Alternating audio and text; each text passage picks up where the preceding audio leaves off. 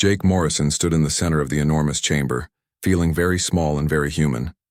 The walls stretched up so high he could barely see the ceiling, and alien beings filled every seat around him. Some looked like walking trees, others like floating jellyfish made of light. A few resembled giant spiders, but with too many eyes and colors that hurt to look at. The chamber was quiet except for the soft humming of translation devices. Jake could hear his own heartbeat in the silence. He had been Earth's ambassador to the Galactic Council for 3 years, but today felt different. Today felt final. Speaker Zethkalar rose from the central platform. The creature looked like a living crystal formation, tall as a building and sharp as broken glass. When it spoke, its voice sounded like wind chimes in a hurricane, but the translator in Jake's ear turned the sounds into cold, clear words.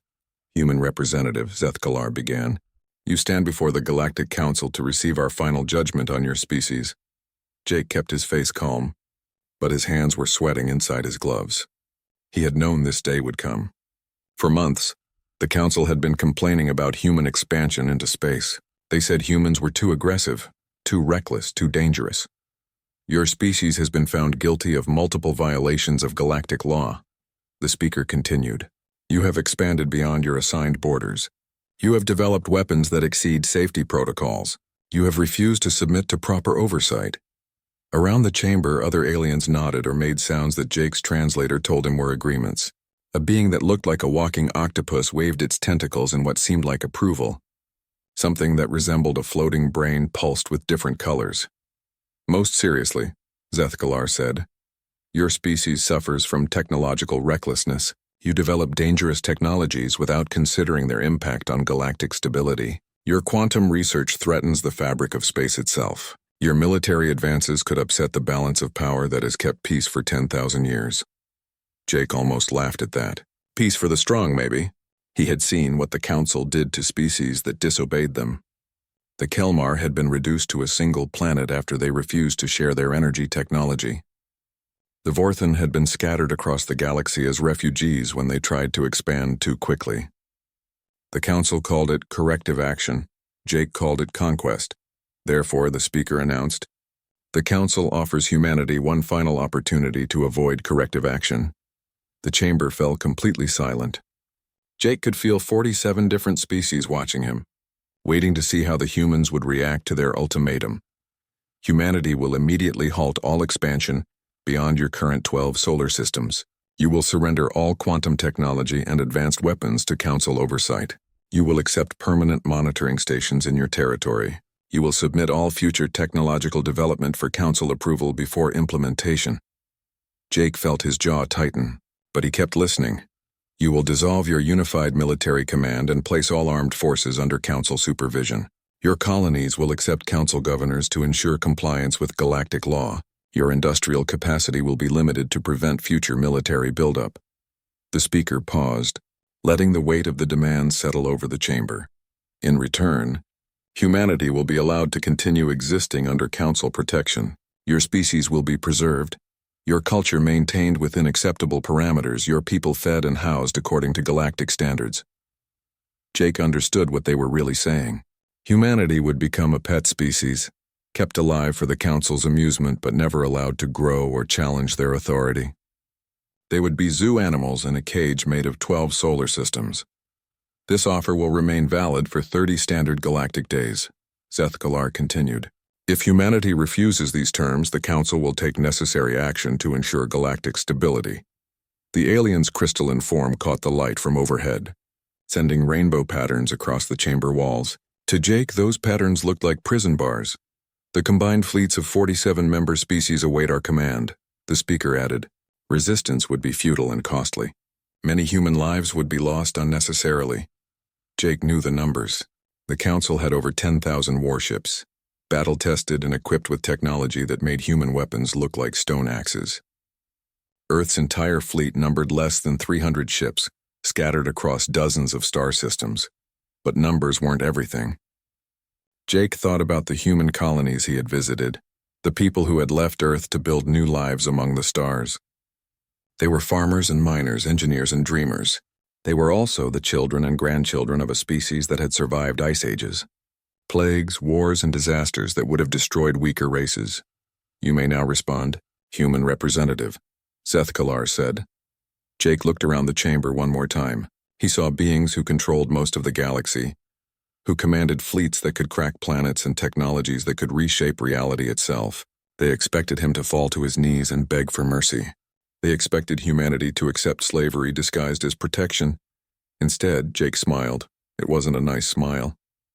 It was the kind of smile that had preceded every human war, every human rebellion, every time his species had decided that death was preferable to chains. I appreciate the Council's generous offer, Jake said, his voice carrying clearly through the translation system to every alien in the chamber. I'll make sure to relay your message to Earth exactly as you've stated it. He paused, letting them think he might actually be considering surrender. But I suspect you're not going to like our answer. The chamber erupted in sounds that Jake's translator couldn't quite handle. Some aliens were clearly angry, others confused. A few seemed almost amused. Speaker Zethkalar's crystalline form flickered with internal light, a sign that Jake had learned meant extreme agitation. You would choose destruction over submission? The speaker asked. Jake's smile widened. That's exactly what we would choose. He turned and walked toward the exit, his footsteps echoing in the vast chamber. Behind him, alien voices rose in debate and discussion. Some called for immediate action, others for patience. A few wise ones suggested that perhaps the Council had underestimated the human species. As Jake reached the door, he heard Speaker Zethkalar's voice one last time. 30 days, human. Choose wisely. Jake didn't turn around. He was already thinking about Earth, about the message he would carry home, about the choice his species would have to make. But deep down he already knew what that choice would be. Humanity had never been good at kneeling. President Lisa Carter stared at the holographic display floating above the conference table. Jake Morrison's face looked tired, but his eyes burned with quiet anger as he finished delivering the Council's ultimatum. That's their final offer, Jake said from his quarters on the diplomatic station. Submit or be destroyed. 30 days to decide. The room fell silent. Around the table sat the most powerful people on Earth and beyond. Admiral Robert Hayes commanded the Solar Defense Fleet. General Marcus Stone led the Colonial Marines. Dr. Patricia Wells ran the most advanced research facilities in human space. But right now, they all looked like children who had just been told that monsters were real. Lisa rubbed her temples, feeling a headache building behind her eyes. What are our actual chances if we fight? Admiral Hayes pulled up the fleet numbers on his personal tablet. 300 ships against over 10,000. Their smallest cruiser outguns our largest battleship. In a straight fight, we'd last maybe 6 hours. What about our colonies? Asked Dr. Wells. Some of them are barely self-sufficient. If the Council cuts off supply lines, millions would die, General Stone finished. The outer colonies depend on Earth for medicine, machinery, food supplements. Without regular shipments, places like New Montana would be ghost towns within a year. Lisa looked around the table at faces that reflected her own feelings of helplessness. These were smart, capable people who had helped humanity reach for the stars. Now they were being told to give it all up or watch it burn. There has to be another option, she said. What about negotiation? Maybe we can offer them something else. Jake's image shook his head. I've been here 3 years, Madam President. I've watched them deal with other species. The Council doesn't negotiate with races they consider inferior. They offer terms and you accept them or you get crushed. What happened to the others who refused? Asked Dr. Wells. The Kelmar tried to resist. They had better technology than us, stronger ships, more experience. The Council bombed their colonies from orbit until they surrendered. Now they're confined to one planet and half their population works in Council factories. The room grew even quieter. Lisa could hear the air conditioning humming, the soft beep of monitoring equipment, the distant sound of traffic outside the building. Normal sounds of a world that might not stay normal much longer. The Vorthan were worse, Jake continued. They were explorers like us spreading out across their local star cluster. When they refused to stop expanding, the Council scattered them, broke up their fleets, relocated their populations to different planets where they couldn't organize resistance. There are Vorthan refugees all over the galaxy now, but no Vorthan nation. General Stone leaned forward. What about alliance? Could we find other species willing to stand with us? Most of the younger races are too scared, Jake replied. The older ones built the council. They're not going to help us tear it down. Lisa felt the weight of 60 billion human lives pressing down on her shoulders. Earth alone held 40 billion people. The colonies added another 20 billion. All of them looking to her for leadership, for answers she didn't have. Then the conference room door opened. Commander Elena Rodriguez walked in without being announced, still wearing the deep space uniform of the Colonial Survey Service. Her ship had just returned from the Outer Rim, and she looked like she hadn't slept in days. "Commander Rodriguez," Admiral Hayes said sharply, "this is a classified briefing." "I know what this is about," Elena said, taking an empty seat without invitation. "The colonies have been preparing for this day a lot longer than you think." Lisa studied the young officer's face.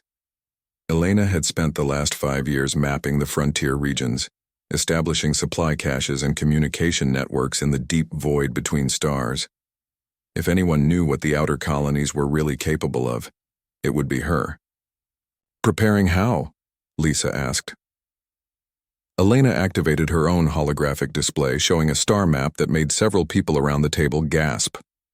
Instead of the official colony locations, this map showed hundreds of hidden installations, secret supply, depots and concealed shipyards scattered across dozens of star systems. "The colonists aren't stupid," Elena said. "They've been watching what the Council does to disobedient species, so they've been building backup plans." Dr. Wells leaned forward to study the display. "These installations, how long have they existed?" "Some for over 10 years. Every time we established a new colony, the settlers built hidden facilities, extra food stores, weapon caches, emergency shelters, places the Council won't find until it's too late." General Stone was studying the defensive positions marked on the map. "This is impressive, but it's still not enough to fight the entire Council." Elena smiled, and Lisa saw something familiar in that expression. It was the same look Jake had worn when he delivered the Council's ultimatum, the smile of someone who had already made a choice.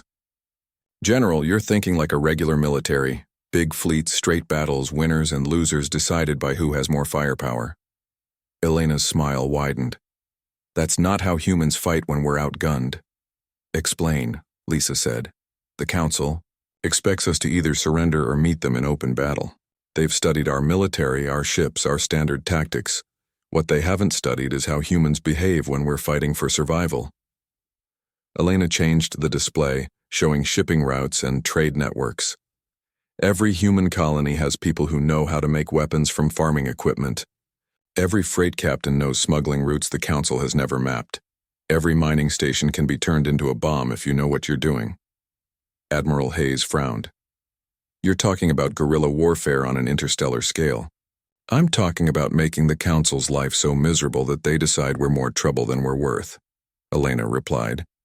"They want to rule the galaxy, not spend the next century hunting human rebels through every asteroid field and gas giant in known space."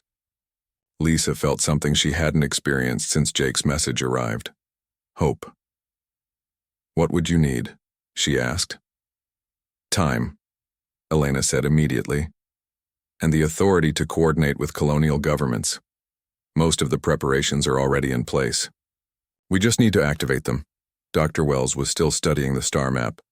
"Some of these positions, they're in Council territory." "Volunteers," Elena said simply. "People who knew this day would come and decided to be ready for it." Lisa looked around the table one more time. The fear was still there, but it was mixed with something else now. Determination, anger, the stubborn human refusal to go quietly into the night. "All in favor of rejecting the Council's ultimatum?" she asked. Every hand went up. "Then let's get to work," Lisa said.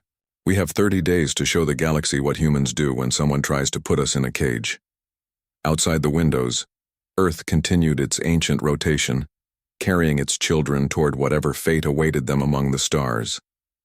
The shipyards of New Pittsburgh never slept, but they had never worked like this before. Carl Thompson wiped sweat from his forehead and looked out at the massive construction bay, where his team was converting cargo haulers into warships. It wasn't pretty work, but it would get the job done. "Hand me that plasma cutter," He called to his assistant, Maria Santos. She passed him the tool without looking up from her own work.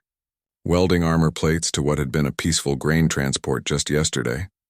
Carl had been building ships for 15 years, but he had never built them to fight aliens. The cargo hauler in front of him was getting missile pods where it used to carry wheat from the farming worlds. Heavy armor covered the cargo holds that once transported medicine and supplies. It wouldn't win any beauty contests, but it would carry enough firepower to hurt things much bigger than itself. How many more? Maria asked, pausing to stretch her back. 63 this week, Carl replied. Command wants every ship that can mount a weapon ready to fight. All across the industrial facility, similar scenes were playing out. Civilian ships becoming military vessels, mining equipment being converted into orbital weapons, peaceful technology being turned toward war. The workers moved with desperate efficiency, knowing that every hour might make the difference between victory and extinction. 3 star systems away, Dr. Michelle Clark was putting the finishing touches on humanity's most closely guarded secret. The research station orbiting Saturn looked peaceful enough from the outside, but inside its laboratories, she had been working on something that would make the Council's advanced technology look primitive. Final systems check, she announced to her team. Quantum field generators? Online and stable, came the reply from her colleague, Dr. Ryan Cooper. Spatial distortion matrix? Ready for deployment, answered another scientist, Dr. Kevin Walsh. Michelle smiled as she looked at the displays showing the quantum disruption network. It was elegant in its simplicity and terrifying in its potential.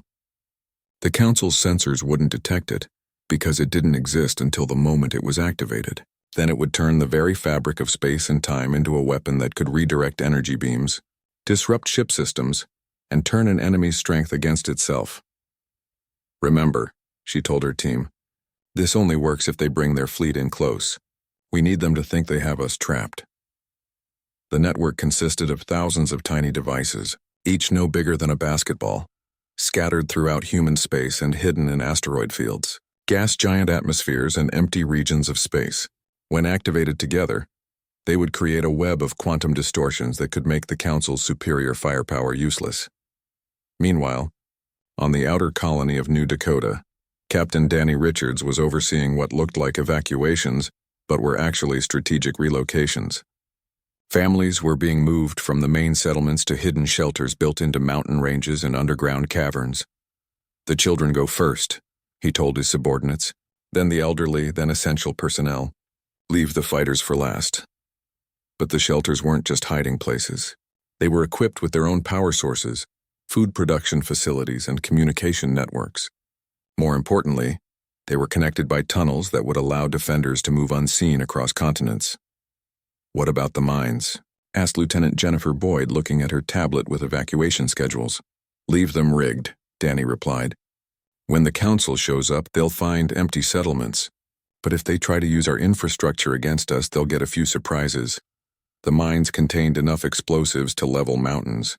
The power plants had been modified to overload on command. Even the water treatment facilities could be turned into chemical weapons if necessary. The Council might take the colonies, but they wouldn't be able to use them. Back in the Sol system, Admiral Susan Grant was coordinating the most ambitious defensive project in human history. From her command ship, the Liberty, she watched as automated platforms were deployed throughout the solar system. Asteroid field positions are ready, reported her tactical officer, Commander Paul Davis. Jupiter atmospheric stations are online, added another officer, Lieutenant Diana Foster. The solar defense grid was invisible to most sensors, hidden among the natural debris and gas clouds of humanity's home system. Each platform contained enough firepower to cripple a capital ship, and they were all linked together in a network that could coordinate attacks across millions of kilometers. How many platforms total? Susan asked. 2,736, Commander Davis replied. Every major approach to Earth is covered. But the platforms were just part of the defense. Hidden shipyards in the asteroid belt were pumping out automated fighters that could swarm enemy vessels. Mining stations had been converted into kinetic weapon launchers that could throw chunks of rock at near light speed. Even the space elevators on Earth had been equipped with defensive systems that could turn them into massive railguns. On Mars, the industrial complexes were working at full capacity to produce ammunition, spare parts, and supplies for the coming battle. Factory workers who had spent their careers making Consumer goods were now producing military equipment with grim determination. We need more plasma charges. For the heavy weapons, announced factory supervisor Nancy Brown to her. Third shift is already working on it, replied her assistant Tom Miller. We'll have them ready by morning. The red planet's surface was covered with new construction, as defensive positions were built around every major city. Underground bunkers stretched for kilometers beneath the surface, connected by transportation tunnels that could move troops and supplies without being detected from orbit. In the outer system, patrol ships were seeding space with sensor networks that would give early warning of the Council's approach. The ice mining stations around Pluto had been converted into forward observation posts, their crews prepared to send warnings even if it meant certain death. Captain Rachel James piloted her scout ship through the outer darkness, dropping sensor buoys at precisely calculated positions.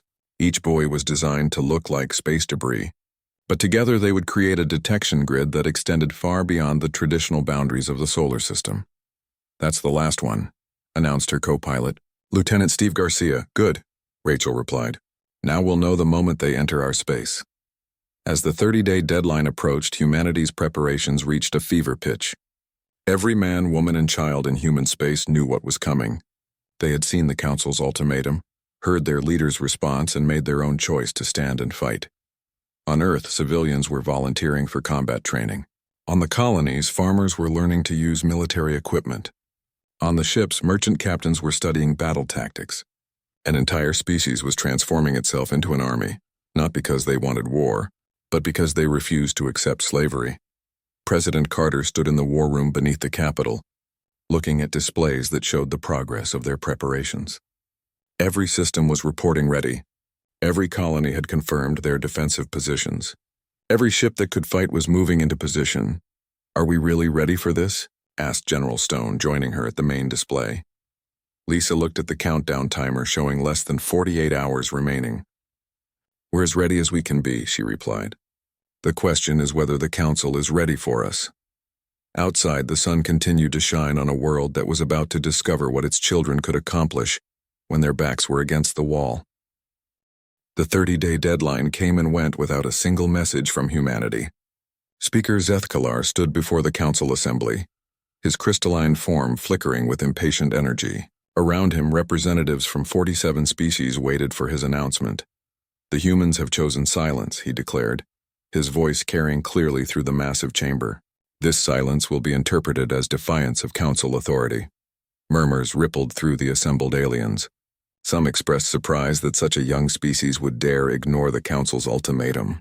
Others seemed pleased at the prospect of demonstrating Council power to the galaxy.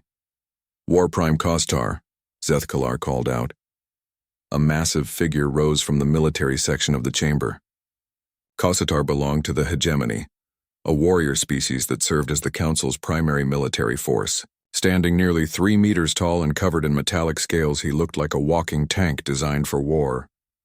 The 7th Enforcement Fleet is ready, Kostar announced in a voice like grinding metal.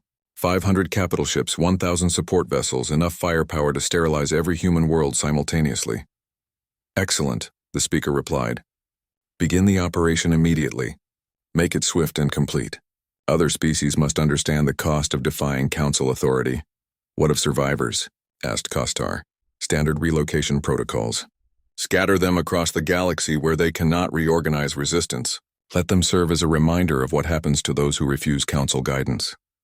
The War Prime saluted and left the chamber to prepare his fleet. Around him, other Council members began discussing the economic benefits of absorbing human territory and technology. They spoke of human colonies like pieces of property to be divided among themselves. None of them considered the possibility that the humans might actually fight back effectively. 2 days later, the 7th Enforcement Fleet entered human space near the outer colony of New Frontier. The system appeared deserted, its settlements dark and its orbital stations abandoned. Kostar studied the sensor readings from his flagship, the Dominator, with growing suspicion. Where are they? He asked his tactical officer, Sub-Commander Vextar. No life signs detected on the main colony, came the reply. The orbital facilities appear to have been evacuated. Search for their fleet. They must be hiding somewhere nearby. The Council ships spread out across the system, scanning every asteroid and gas giant for signs of human military vessels. What they found instead was something none of them expected. Commander Alex Turner watched from his hidden observation post on a small moon as the Council fleet moved into position around the abandoned mining station. The facility looked empty and worthless, just another piece of industrial equipment left behind by fleeing humans. Initiating departure sequence, he whispered into his communication device. The mining station's massive engines, originally designed to move asteroids, suddenly fired at full power. The entire facility launched itself like a gigantic missile toward the center of the Council formation. It wasn't fast by Starship standards, but it was massive, and it was aimed directly at their command ship. Kostar watched in amazement as the human installation accelerated toward his fleet. "Destroy it," he ordered. Energy beams lanced out from a dozen Council ships, striking the mining station and tearing chunks from its hull. But the humans had built it well, and there was too much momentum to stop. The facility slammed into a Council cruiser with the force of a small asteroid, crushing both vessels instantly. "Impossible," Kostar muttered. No species would sacrifice an entire industrial facility for one ship. "War Prime," his communications officer called out. "We're receiving signals from across the system." The humans left messages. "Play them." The main screen filled with the image of a middle-aged human woman in a simple work uniform. Behind her, Alex could see the mining equipment and storage facilities of the colony. "Greetings, Council forces," she said with a calm smile. "Welcome to New Frontier. I'm afraid you've caught us at a bad time. We're having some technical difficulties with our infrastructure." As if on cue, explosions began erupting across the planet's surface. Power plants overloaded, sending massive electrical discharges into the atmosphere. Mining charges detonated in carefully planned sequences, bringing down mountains onto transportation networks. Even the water treatment plants released clouds of toxic gas that would make the atmosphere unbreathable for most Council species. "We've decided to redecorate," the woman continued cheerfully. "I hope you don't mind if we can't offer you the usual hospitality." More messages began playing from other installations across the system. Each one showed humans calmly explaining why the Council forces wouldn't be able to use human infrastructure for their occupation. Factories were melting down their own equipment. Shipyards were launching their construction materials into nearby stars, and agricultural centers were releasing biological agents that would sterilize their own soil. "They're destroying everything," Sub-Commander Vextar observed, with obvious confusion. "These installations could be worth billions of Council credits."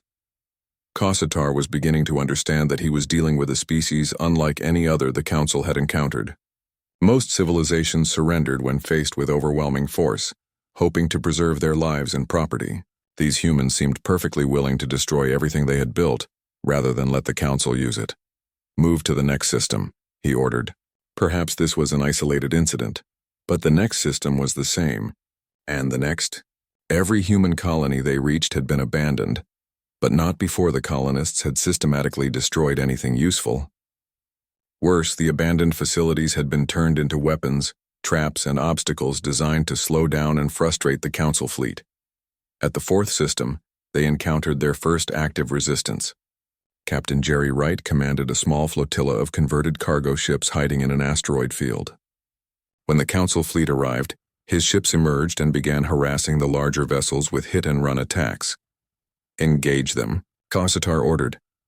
The Council ships opened fire with weapons that should have vaporized the human vessels instantly. Instead, the energy beam struck some kind of shielding that deflected them harmlessly into space. The human ships returned fire with weapons that seemed primitive, but were remarkably effective at finding weak points in Council armor. "How are they doing this?" demanded the War Prime as one of his destroyers listed helplessly after taking damage to its primary power coupling. Captain Wright's voice came over the communication channels. "You wanted to see what human technology could do," he said with obvious satisfaction. "We've been saving some surprises for special occasions." The converted cargo ships danced around the Council fleet like flies around elephants, too small and too fast to hit easily, but armed with weapons that could hurt much larger vessels. When the Council finally managed to coordinate their fire effectively, the human ships simply disappeared back into the asteroid field. "Pursue them," Kostar ordered. "War Prime," his navigation officer called out urgently. "I'm detecting massive gravitational anomalies throughout the asteroid field. It's like space itself is becoming unstable. The first Council ship to enter the field suddenly found itself turned completely around, its weapons firing back at its own fleet. Another vessel began spinning uncontrollably as gravitational forces that shouldn't exist pulled it in impossible directions. "Retreat from the field," Kostar commanded, but by then it was too late. 3 of his ships were trapped in spatial distortions that seemed to follow no known laws of physics. Their own weapons turned against them, their navigation systems reported locations that couldn't be real, and their communication devices picked up broadcasts from the human ships that seemed to be coming from inside their own hulls. As the Council fleet limped away from the asteroid field, Kostar realized that everything they had been told about human technology was wrong. These weren't primitive weapons built by a young species. They were sophisticated systems that worked on principles the Council had never encountered. "Set course for the Sol system," he ordered grimly. "We'll end this at their homeworld." Behind them, the human ships emerged from the asteroid field completely undamaged. Captain Wright looked at his crew with grim satisfaction. "Send word to Earth," he said. "They're coming home angry." And confused, but mostly angry. Admiral Susan Grant stood on the bridge of the Liberty, watching as the Council's massive fleet approached the outer edge of the Sol system. Her sensors showed nearly 400 ships still functional after their encounters with the outer colonies. It was still an overwhelming force, but it was no longer the unstoppable armada that had left Council space. "All stations report ready," announced Commander Paul Davis from his position at the tactical console. "The defense grid is online," added Lieutenant Diana Foster. 2,000 platforms ready to engage." Susan nodded, feeling the weight of humanity's survival resting on her shoulders. Behind her, Earth hung like a blue jewel in the darkness, home to 40 billion people who were counting on her fleet to protect them. "Open a channel to all ships," she ordered. "Channel open, Admiral." "This is Admiral Grant to all vessels," she began, her voice carrying to every human ship in the system. "Today we stand at the crossroads of our species' future. The Council believes we should kneel before them, accept their chains, and be grateful for their mercy." She paused, looking out at the approaching enemy fleet. "But we are human," she continued. "We bow to no one. We kneel for no one. Today we show the galaxy what happens when someone tries to cage the children of Earth." Across the system, human crews responded with cheers and battle cries that echoed through ship corridors and communication channels. War Prime. Kostar studied the human defensive positions from his flagship and felt a grudging respect for their courage.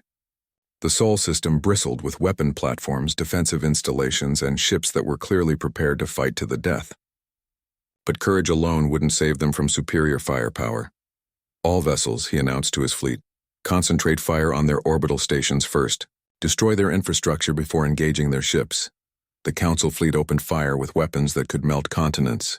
Energy beams and particle cannons lanced across space toward the human defensive positions. But as the deadly light show reached its targets, something impossible happened. The energy beams stopped in mid-space, hung motionless for a moment, then began moving again in different directions. Some curved back toward the ships that fired them. Others split into multiple smaller beams that struck different targets entirely. A few simply disappeared into what looked like holes in space itself. "What is happening?" Kostar demanded. Dr. Michelle Clark smiled as she watched her quantum disruption network activate across the system. From her control station on a hidden platform near Jupiter, she could see the spatial distortions taking effect exactly as planned. "Network is fully operational," she announced to Admiral Grant over the communication link. "We have complete control of local spacetime." The Council fleet found itself trapped in a maze of quantum distortions that turned their own weapons against them. Ships that fired at human targets watched their energy beams curve around to strike their own hulls. Vessels that tried to advance found themselves moving backward despite their engines running at full power. "This is impossible," Kostar roared as his own flagship's main cannon fired a shot that somehow hit his secondary command ship. "No species has this kind of technology." Admiral Grant's voice came over the communication channels, calm and professional. "War Prime Kostar, you are hereby ordered to surrender your fleet and withdraw from human space immediately."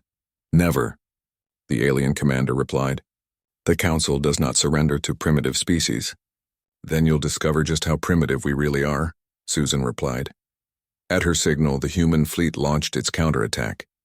Ships that had been hiding behind planets and asteroids suddenly appeared throughout the system. The converted cargo haulers from New Pittsburgh opened fire with weapons that shouldn't have been able to penetrate Council armor, but somehow did. Automated fighters swarmed out of hidden bases, overwhelming Council point defense systems with sheer numbers. Captain Tony Mills commanded one of the converted mining ships, the New Boston. His vessel looked like exactly what it was, a rough, ugly workhorse designed for moving asteroids. But when it rammed the Council cruiser Infinite Victory, its reinforced hull punched through the alien ship's shields like they weren't even there. "That's for New Frontier," he shouted as both ships exploded together. Throughout the system, similar scenes played out as human crews used tactics that defied Council understanding. Mining vessels became guided missiles. Cargo ships revealed hidden weapon systems. Even civilian transports carried enough firepower to threaten military vessels. Lieutenant Sarah Walsh led a squadron of fighters that had been built in secret shipyards throughout the asteroid belt. Her small craft carried weapons that could punch holes in capital ship armor, and she used them with deadly precision. "Fox Squadron, target their engine clusters," she commanded as her fighters dove toward a Council battleship.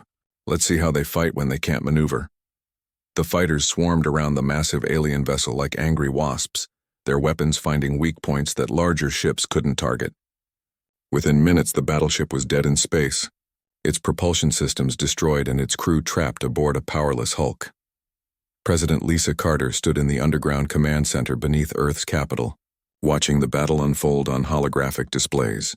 The numbers were still against humanity, but the tide was turning. Council ships that had seemed invincible were being destroyed or disabled by human forces that refused to follow the rules of conventional warfare, broadcasting on all frequencies. Announced the communication officer. "This is President Carter speaking. To the galaxy," Lisa began, her words being transmitted across known space. "Today you are witnessing the response of humanity to those who would enslave us. We reject the Council's authority. We reject their demands. We reject their vision of a galaxy where young species must bow to old ones." The battle raged around Earth's moon as Council forces tried desperately to break through the human defensive lines. But everywhere they turned, they encountered new surprises, new tactics, new technologies that shouldn't have existed. War Prime Kostar watched his fleet disintegrating around him and finally understood what they were really fighting. These weren't just humans defending their territory. They were an entire species that had been preparing for this moment since their first day in space. "All ships," he announced with bitter defeat in his voice, "begin withdrawal from the system." "War Prime," his tactical officer protested, "we still outnumber them." "Numbers mean nothing," Kostar replied, "when your enemy can turn space itself into a weapon." Admiral Grant watched the surviving Council ships beginning their retreat and opened a channel to the alien fleet. "War Prime," she said, "carry this message back to your Council. Earth sends its regards."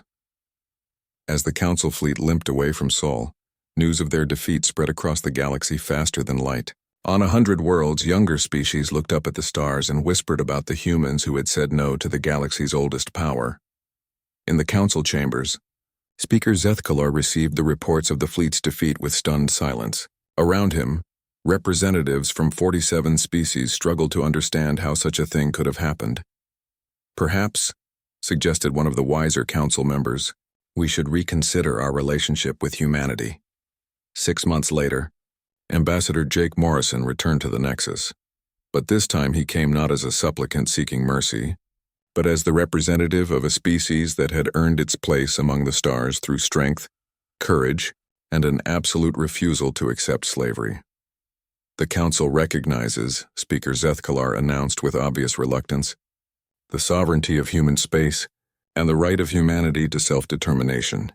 Jake smiled the same smile he had worn when delivering humanity's initial response to the Council's ultimatum. "We accept your recognition," he replied formally, "and we look forward to a more equal relationship in the future." As he spoke those words, ships bearing human flags were already heading out toward unexplored regions of the galaxy.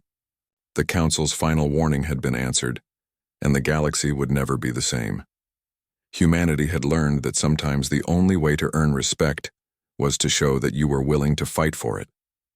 And in fighting, They had discovered that freedom was worth any price, even the price of standing alone against the stars themselves.